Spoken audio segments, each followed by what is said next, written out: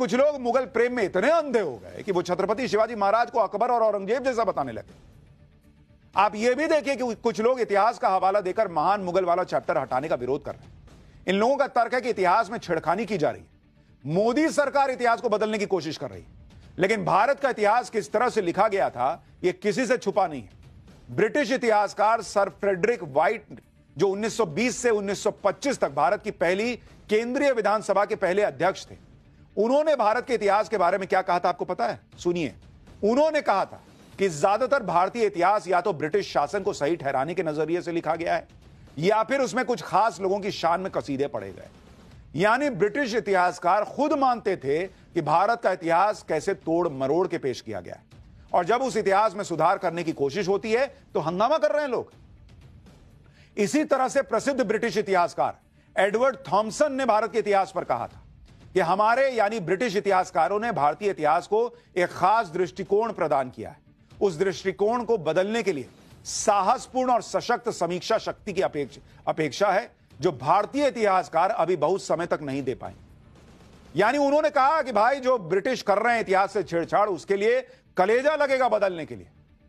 वो कलेजा नरेंद्र मोदी दिखा रहे हैं तो कईयों के कलेजे पे सांप लौट रहा है। और ऐसा भी नहीं है कि इतिहास में बदलाव आज किया जा रहा है, इसकी मांग मोदी सरकार के आने के बाद से हो रही है। एनसीईआरटी की इतिहास की किताबों में बदलाव की डिमांड पहले भी हो चुकी है और कई बार बदलाव हुआ भी। आप जानकर हैरान रह जाएंगे कि किस तरह से इतिहास को अपने हिसाब से तैयार किया गया और बच्चों को पढ़ाया गया। आप खुद देखिए, 1977 में रोमिला थापर की किताब मिडीवल इंडिया और बिपिन चंद्रा की मॉडर्न इंडिया पर विवाद हुआ। जनसंघ ने इन किताबों में इतिहास को तोड़ मरोड़ के पेश करने का आरोप लगाते हुए हटाने की मांग की थी। यानी तब से यह मामला चल रहा है भाई कि गलत हिस्ट्री पढ़ा रहे हो, यह मत करो। अगस्त 1977 में आर.एस. शर्मा की एंशिएंट इंडिया किताब पर विवाद हुआ। इस किताब में मुस्लिम आक्रांताओं के प्रति नरम रुख अपनाने का आरोप लगा था। जुलाई 1978 में आर.एस. शर्मा की किताब को सीबीएसई के सिलेबस से हटा दिया गया। 1982 में एनसीईआरटी ने निर्देश जारी किया कि मध्यकाल को हिंदू मुसलमानों के संघर्ष के रूप में नहीं दिखा या बता सकते। 1982 में क्यों नहीं बता सकते? 1989 में पश्चिम बंगाल बोर्ड ने स्कूलों और पब्लिशर्स के लिए गाइडलाइन जारी की, जिसमें कहा गया कि मुस्लिम शासन की आलोचना नहीं कर सकते आप।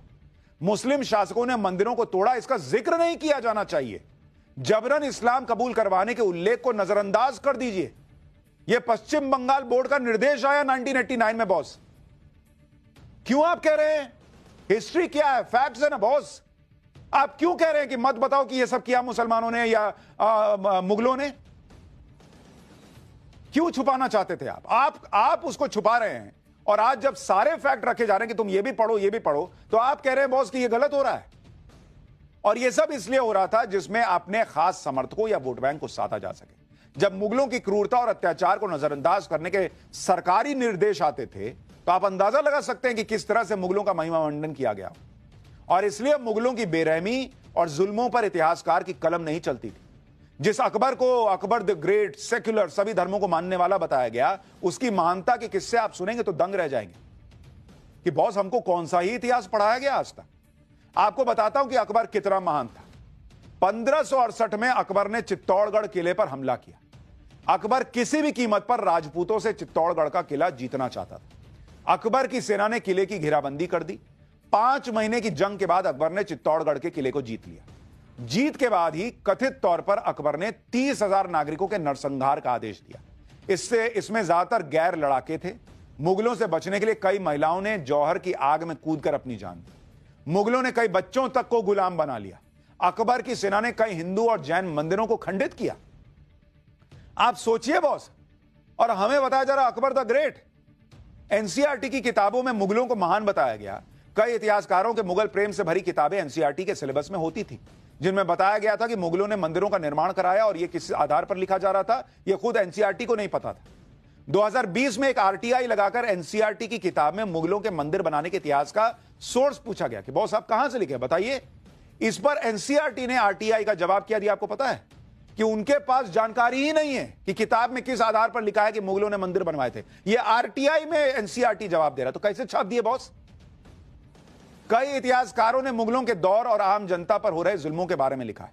इतिहासकार के.एस. लाल ने अपनी किताब theory and practice of Muslim state in India में लिखा है कि साल 1000 से लेकर साल 1500 के बीच भारत की आबादी 20 करोड़ से घटकर 17 करोड़ हो गई।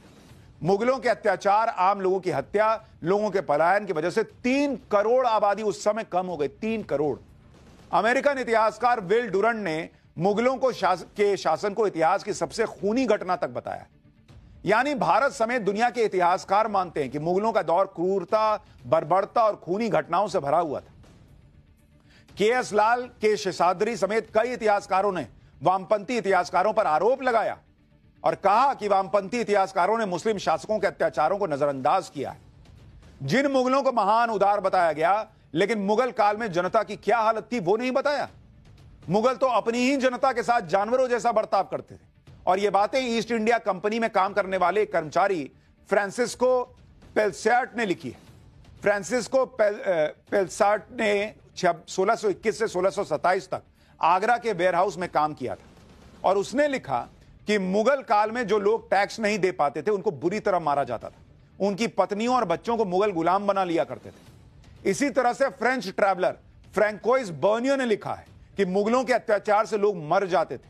टैक्स नहीं चुका पाने वालों के बच्चों को मुगल अधिकारी गुलाम बना लेते थे। मुगलों ने इतना सोना चांदी लूटा कि देश में लोगों के पास सोना दिखना बंद हो गया था।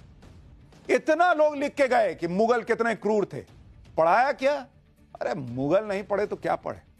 मुगलों के दौर में पब्लिक का खून चूसा जा रहा था, जनता से एक एक पाई छीनी जा रही थी। दूसरी तरफ भारत के हिंदू राजा जनता के लिए अपनी जान तक की परवाह नहीं कर रहे थे।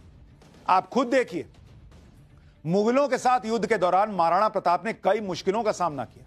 खुद मुश्किल में होने के बाद भी महाराणा प्रताप अपनी शरण में आए लोगों की रक्षा करते थे। 1660 के आसपास देश में भीषण अकाल पड़ा। उस समय महाराणा प्रताप के पोते महाराणा राज सिंह ने राजसमंद झील का निर्माण कराया, जिससे लोगों को पानी मिल सके और साथ ही रोजगार पैदा किया जा सके। रानी अहिल्याबाई ने लगातार जनता की भलाई के लिए काम किया। जनता को जल्दी न्याय मिल सके, इसके लिए ऐसा न्यायिक तंत्र बनाया जहां पक्षपात नहीं होता था। रानी अहिल्याबाई खुद हर दिन जनता की समस्याओं को सुनती थी, उनका समाधान करती थी।